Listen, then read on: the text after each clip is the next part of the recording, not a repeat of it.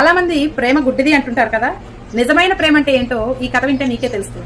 ఒక అతను ఒక అందమైన స్త్రీని చూసి పెళ్లి చేసుకుంటాడు. కానీ ఆనందం ఎక్కువ రోజులు నిలబడదు. ఎందుకంటే తన భార్యకు అంతు చిక్కని చర్మ వ్యాధి వస్తుందన్నమాట. ఆమె రోజు అద్దంలో చూసుకుంటూ నా చర్మం ఏంటి ఇలా అయిపోతుంది, నా అందం ఏంటి ఇలా తరిగిపోతుంది అనుకుంటూ నా భర్త నన్ను సరిగా చూసుకోడేమో, ప్రేమగా చూసుకోడేమో అని ఎన్నో అనుమానాలతోటి సతమతం అయిపోతూ ఉంటుంది. కానీ కొన్ని రోజుల తర్వాత తన భర్త కారు యాక్సిడెంట్లో 2 కళ్ళు పోగొట్టుకుంటాడు. ఆమె తన భర్తని చాలా అపురూపంగా తనకు కావాల్సినవన్నీ అందజేస్తూ అన్ని సేవలు చేస్తూ తన భర్తను చాలా బాగా చూసుకుంటూ ఉంటుంది. ఈ పనిలో పడి తన అందం గురించి, అందం తరిగిపోతున్న గురించి, తనకు వచ్చినట్టు చర్మ వ్యాధి గురించి పూర్తిగా మర్చిపోతుంది. తర్వాత కొన్ని రోజుల తర్వాత ఆ భార్య అనారోగ్యంతో చనిపోతుంది.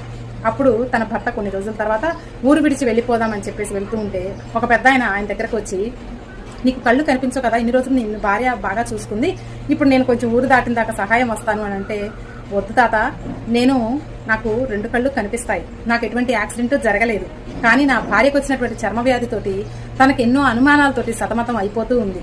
నాకు కళ్ళు కనిపిస్తాయని చెప్తే తను ఆ ఫీలింగ్ తోటే, ఆ బాధతోటే నా చర్మం ఇలా అయిపోతుందని బాధపడుతుందని చెప్పేసి నేను 2 కళ్ళు పోయినట్లుగా నటిస్తూ తన ముందే తిరుగుతూ ఉన్నాను. మేమిద్దరం చాలా హ్యాపీగా ఉన్నాము ఉన్నన్ని రోజులు కూడా అని చెప్తాడు.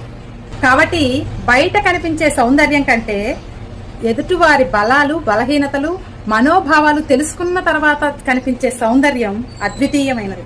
కాబట్టి మీరు ఇతరుల్లో చూసేటటువంటి అందం ఏంటో కామెంట్ సెక్షన్లో తెలియజేయండి.